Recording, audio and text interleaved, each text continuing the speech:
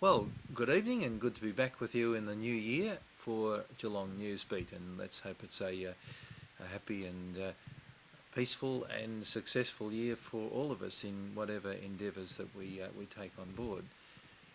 I was thinking the other day in reading the very sad story of the son of John Travolta. I'm sure you would have picked up his son died in the Bahamas. It would appear from a seizure that he suffered from childhood, struck his head and was pronounced dead at hospital. And I've been thinking about someone like John Travolta as obviously a very successful movie star, entertainer, rich, famous, all those things.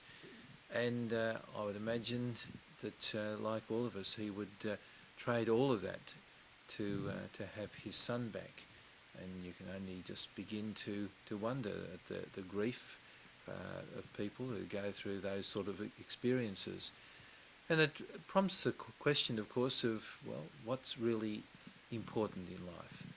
So much of the approach that seems to go on in life on the surface is, well, get the big house in the right area and have the right sort of car to drive and just have the right sort of job and the financial security.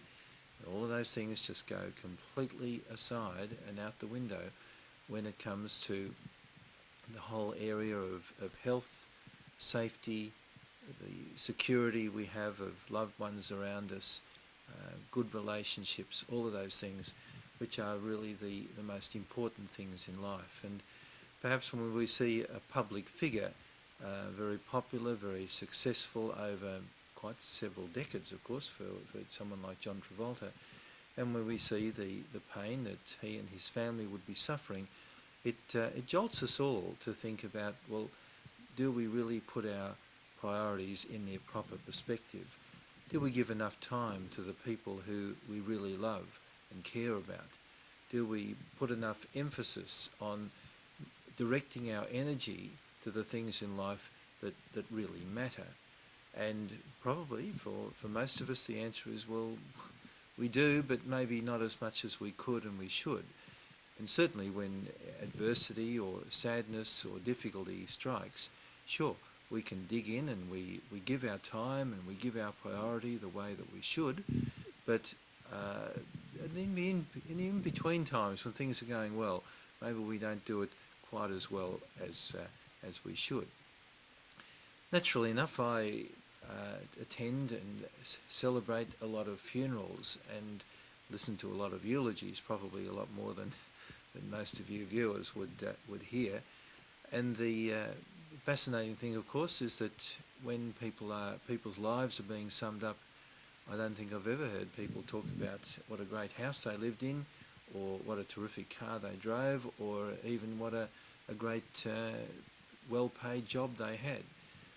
They talk about the sort of people that they were, their character, their integrity, their care for others, their love for those around them. Those are the things that we remember when someone has died, and they're the sort of things that we should put our priority towards when people are living.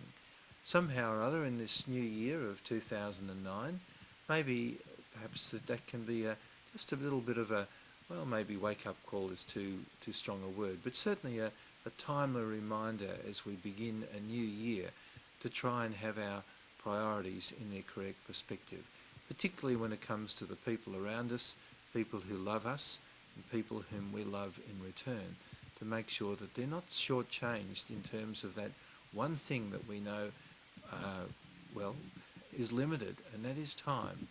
To give time to one another, to give care to one another, to give love to one another. All sounds like motherhood and apple pie stuff, I suppose, doesn't it? But nonetheless, it's the thing that really counts. We never know how much time we have with one another. It's the one thing that we need to really offer each other to the very best of our ability. Maybe that can form some sort of a New Year resolution. And even if you broke the one that you made on December the 31st, well, maybe there can be a new one now, and we might all be better for it. Good to be with you on Geelong Newsbeat.